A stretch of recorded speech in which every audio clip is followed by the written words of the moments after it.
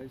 It is the 26th of March, and I wanted to do a wheelbarrow top review of some of the fertilizers and things that I use in my gardening. This is just personally what I use. This isn't the best or the worst. It's what I got on hand. It's what I use. It's what works for me. Number one, I do resource a lot of local horse manure, aged horse manure. I also have chickens, so I use chicken manure, but with those two things, they got to be aged, because if they are fresh, they will burn up your plants.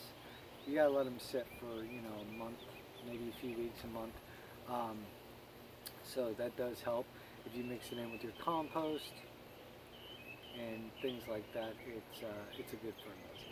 Okay, so let's see here. I will start with the least organic option I have, which is BGI Grow and Gain, and this is a synthetic fertilizer. It is a 10-10-5, which means nitrogen, I'm going to mess this up, phosphorus and potash. So these numbers right here are letting me know that this is for growing more than it is for blooming, but it will work as a general all-out purpose fertilizer. Let's see what we got here. Nitrogen's 10, phosphate is 10, and potash is 5.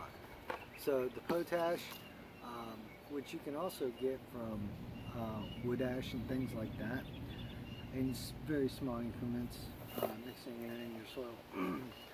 But this works. It's a tablespoon per gallon rather, and I use it on my trees. I have a lot of plants here on my little plot here, so I use it a lot on my trees, a lot on my dragon fruit cactuses, things like that. This thing was full and now it's probably down to here, so I use a lot of this. And I don't have to use it that often. Over fertilization is a real thing. I've done it, even though I've been gardening for years. I made a mistake. I over fertilized once or twice and it just burns everything. Things like beans, you really ain't got to fertilize those, because they're putting nitrogen into the soil. Most legumes, I can't say the word, legumes, there we go, they're putting nitrogen back in the soil. So things like beans and peas, they're great to plant with your greens or some squash, heavy feeders and things like that. Got a squirrel running around out here. So there's that Grow and Gain all-purpose liquid fertilizer. It's, this is great for hydroponic use if you guys are into that. Just a substitute for, whatever else you're using. Good to have on hand. Let's see here. My next option, let's see here.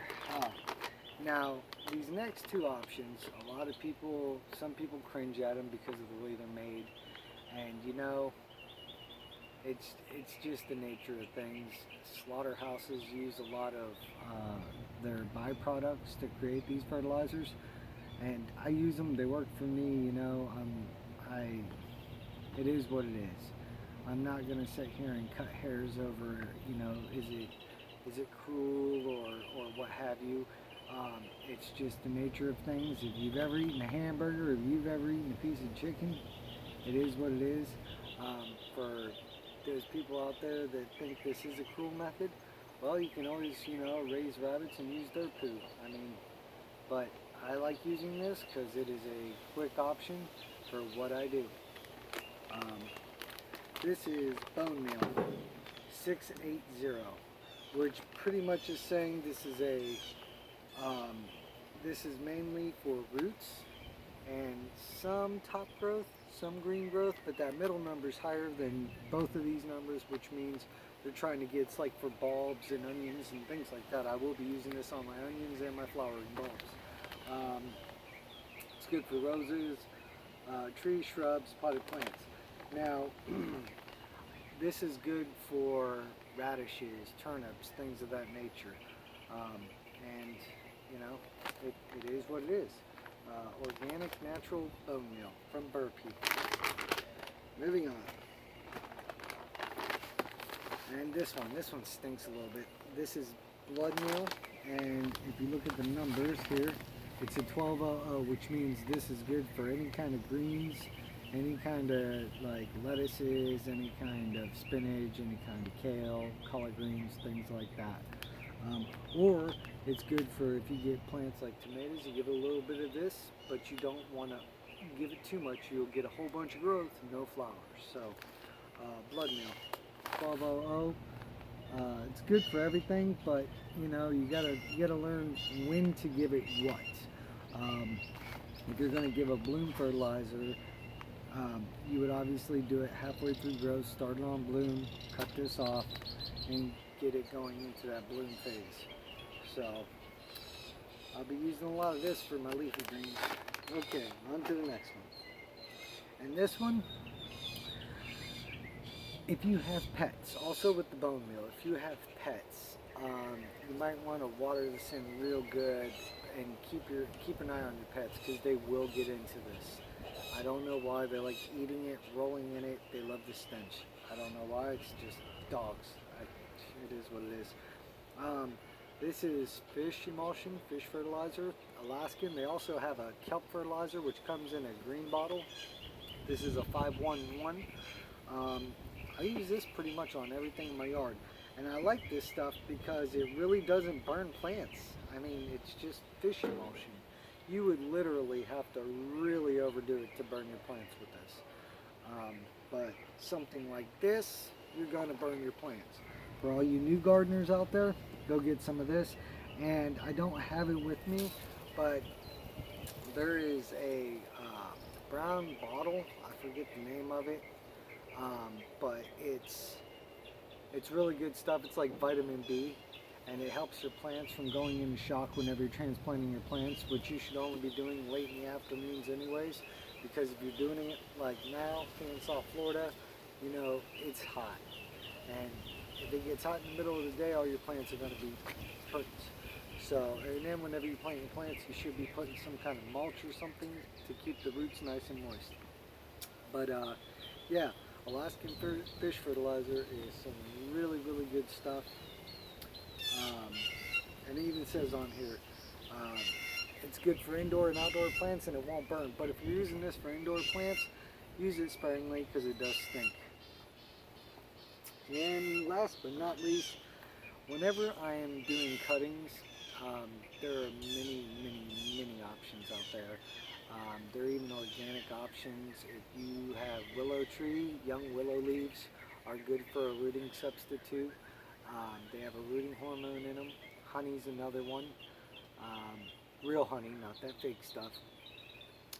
They have rooting gel hormones and rooting powder.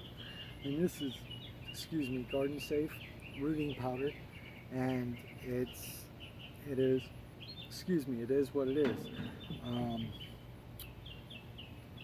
Whenever you're utilizing this, you know, try not to breathe it in. You don't want that mess. Be careful where you're using it. Be conscious if it's a windy day. You know, try to shade it, or not shade it, but protect it from the wind. I use a lot of this stuff. I use it on my tomatoes, peppers, pretty much everything that I'm rooting. I'm using this stuff. I had to go get some more. I use so much of it. So there's some options, some other options, obviously compost, whatever, like coffee grinds. You can go to Starbucks, probably not right now, but usually you can go to Starbucks, grab a bag of their coffee grinds, and they're free. That's a high nitrogen fertilizer. Pretty much anything, banana peels are good for potassium. If you take banana peels and you cut them up and you put them inside of water, that's very good for flowering, potash, potassium, things like that. So there's a few different things you could do. Another good thing you can do to get all the, if you're really into organic gardening, to get all the microbes really moving, you can get some blackstrap molasses, sulfurless, and mix some of that in your compost tea. Take some compost, put it in a pair of old stockings, leggings, and put it in there, tie it up, and put it in a water reservoir with a bubbler. And you can put some blackstrap molasses in there to get it all frothy and get it going, and feed that to your plants, and it'll just drive those critters crazy in the soil. They like the sugars. You can also take, if you have a compost pile, take Coca-Cola or ammonia and pour it directly on, even beer. If you're not a big drinker and you have beer laying around, which somebody right now is having a heart attack that I'm saying that. But if you have these things, you can pour them on your compost pile and it'll break it down faster so you can get compost quicker on your garden. And little side note with compost piles, if you have big compost piles with lots of leaves and stuff for you new gardeners, don't stick your hand in there. It is very hot. It will burn you. Do not put your compost pile next to the garage because you could burn your house down. I actually seen it happen in Colorado. A guy put the pile next to his garage, caught the garage on fire. So just a little safety tip there, guys. Alright, well, I hope these tips helped. I hope you guys learned something about some fertilizers you can use. And oh, one more thing. If you're next to the ocean, you can go get seaweed. That is another option. Get a bucket of seaweed. Just make sure you rinse it, all the salt water off, because if you don't, you're going to kill your plants. So, alright guys, until next time, rate, subscribe, leave a comment. If you know of a fertilizer that I don't know or share what you guys use, that'd be great. Alright, talk to you later.